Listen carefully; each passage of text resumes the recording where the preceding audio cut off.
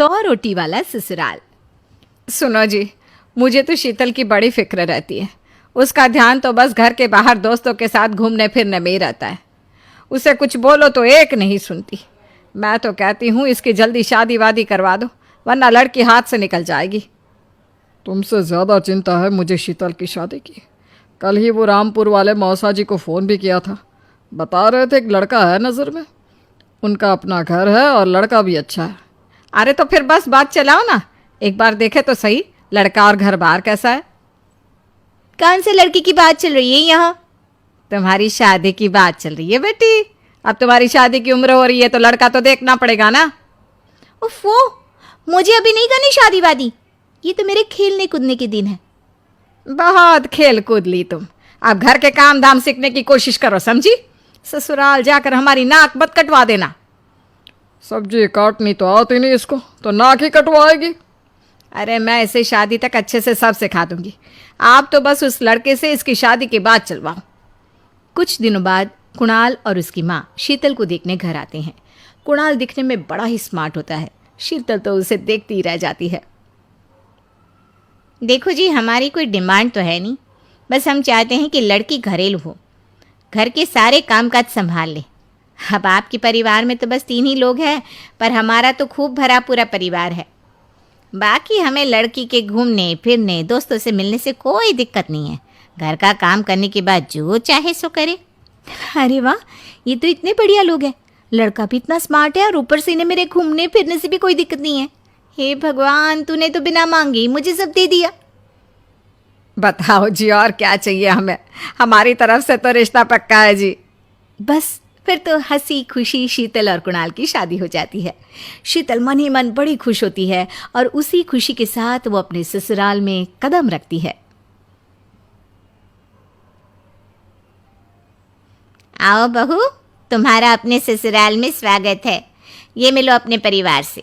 ये तुम्हारे ससुर जी, तुम्हारी ननद सुनीता और गीता, सुनीता के पति राजेश और उनके 2 बच्चे राजू और चिंटू। ये ना हमारे साथ यहीं रहते हैं। ये तुम्हारी दादी सास है और बाकी लोग अभी बाहर गए हुए हैं। इतने सारे लोग, ये सब यहीं रहते हैं इस घर में? अरे अभी तो मेरे देवर देवरानी और उनके 3 बच्चे यहाँ नहीं है। उसके मायके में भी शादी थी ना, तो बस वहीं गई है। कल तक आ जाएंगे। हे भगवान, ये घर है या धर्मशाला? ये सब एक साथ इस घर में कैसे रहते हैं? मुझे तो पता ही नहीं था इनका इतना बड़ा परिवार है। अब समझी कि कोई डिमांड क्यों नहीं की इन्होंने। ये सब चाल चले मेरे साथ।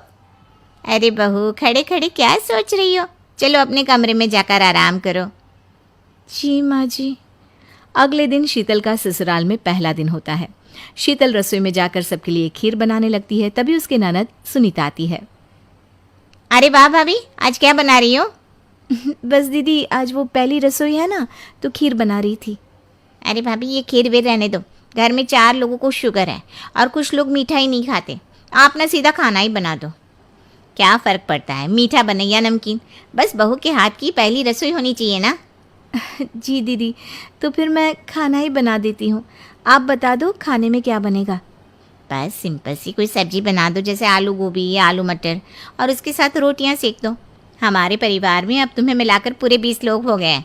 15 बड़े और 5 बच्चे। बड़ों की 6 और बच्चों की 2 के हिसाब से रोटी बना देना। चलो मैं चलती हूँ, सब देख लेना। हाँ, बड़ों की 6 रोटी मतलब कि 15 लोगों की 90 रोटियाँ, और बच्चों की 2 रोटी मतलब 5 बच्चों की 10 रोटियाँ। 90 और 10 मतलब कुल मिलाकर 100 रोटियाँ। हाय, मैं तो मर गई। 100 रोटी अकेले कैसे बनाऊंगी? माँ, ये तुमने मेरी शादी कहाँ कर दी? शादी से पहले तो मैंने कभी 4 रोटी से ज़्यादा नहीं बनाई। शीतल एक बड़ी सी परात में 100 लोगों के हिसाब से आटा निकालती है और उसे गूंथना शुरू करती है। आटा गूंथते गूंथते शीतल के पसीने छूट जाते हैं। उसके बाद बारी आती है रोटी बनाने की। शीतल एक एक करके रोटी बनाना शुरू करती है और 10 रोटी बनाते ही अपनी कमर पकड़ लेती है। हाय, मैं मर गई। मेरी कमर टूट गई खड़े खड़े, और ऊपर से इतनी गर्मी। मैं 100 रोटियाँ कैसे बनाऊंगी? अरे भाभी, सब बाहर रोटियों का इंतजार कर रहे हैं। ज़रा जल्दी जल्दी रोटी सेक दो। सब